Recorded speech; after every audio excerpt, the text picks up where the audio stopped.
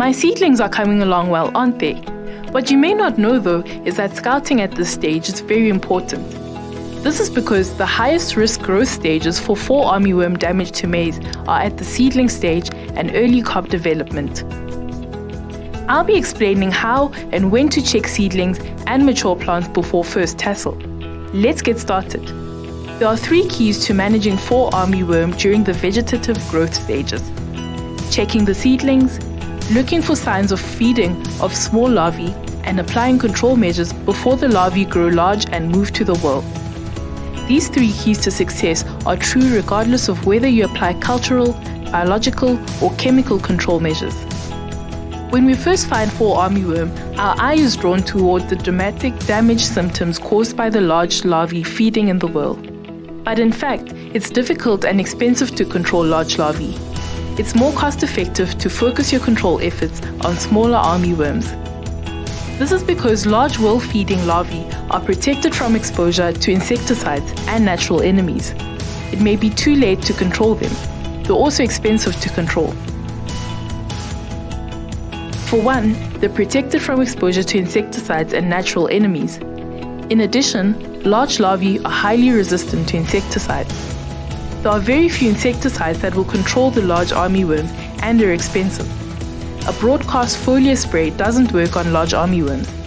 To control large armyworms, you need to direct the spray nozzle into the whorl of each infested plant.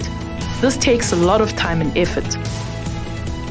Fall armyworm has a short life cycle. They progress from egg to large larvae in about 2 weeks. Egg laying at the seedling stage leads to severe whorl damage at the mature plant stage. The best time to control whorl feeding by large armyworms was 2 weeks ago when they were small. Now we can move on to the next topic: what to look out for during the vegetative stages before first tassel.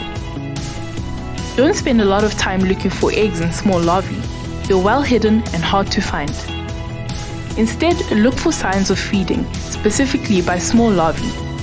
Egg clusters hatch and produce clusters of small larvae. These clusters then produce clusters of small window panes. So look out for clusters of small window panes.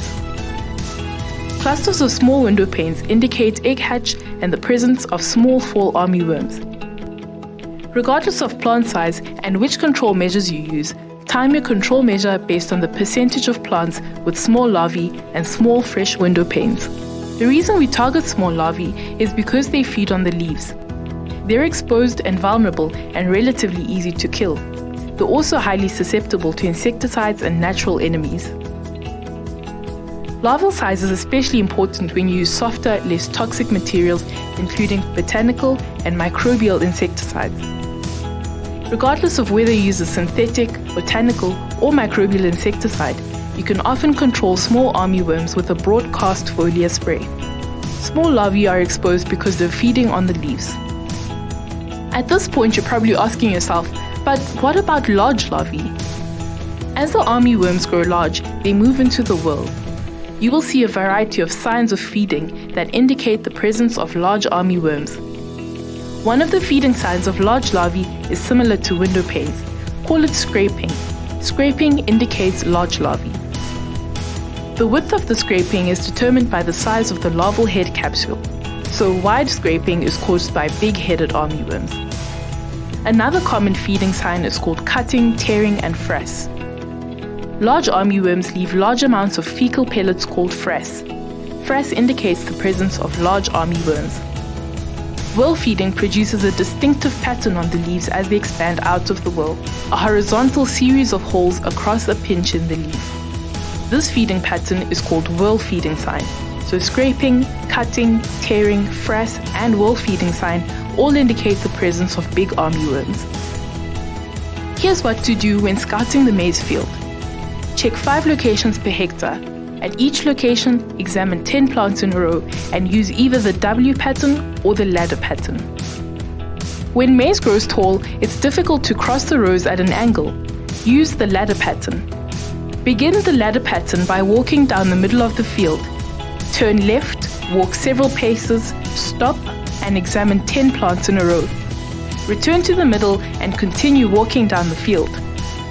Turn right, walk several paces, stop, and examine 10 plants in a row.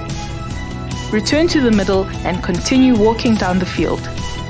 Repeat this left-right sampling pattern until you've examined 5 locations per hectare. The ladder pattern and the W pattern produce exactly the same samples, taking data from 5 representative locations in the field. Use the ladder pattern when the maize is tall. When scouting a field, be sure to only record plants with fresh feeding damage on new leaves. Focus your search on the newest 3 to 5 leaves coming out of the whorl. Notice that this plant has old feeding damage or small window panes on the lower leaves. New leaves have no damage or small window panes. A small plant like this should not be recorded as damaged. There are no signs of fresh feeding by small larvae on the newest 3 to 4 leaves coming out of the whorl. At each location on the field, you must record the number of plants out of 10 that have clusters of small fresh window panes. Keep in mind that small fresh window panes indicate egg hatch and the presence of small armyworms. At each of the same locations in the field, record the number of plants out of 10 that have infested whorls. Remember, scraping, cutting and tearing, frass, or whorl feeding sign all indicate the same thing, the presence of large armyworms feeding in the whorl. If you find that you have a significant number of plants with large larvae infesting the whorl, you need to make some tough decisions. Should you try to clean them up? Should you just let them go and concentrate on controlling the small larvae? All you need to scout the field of 4 armyworm is a piece of paper, a dull pencil, and some knowledge. An experienced scout should be able to check a field and make an informed pest management decision in about 15 minutes. Exit the field. Calculate the percentage of seedlings that have small fresh window panes. How many plants out of 10 have small fresh window panes? Calculate the percentage of seedlings that have infested whorls. How many plants out of 10 have infested whorls? Now we can answer the question, when should I take action? Use a plant age-based action threshold.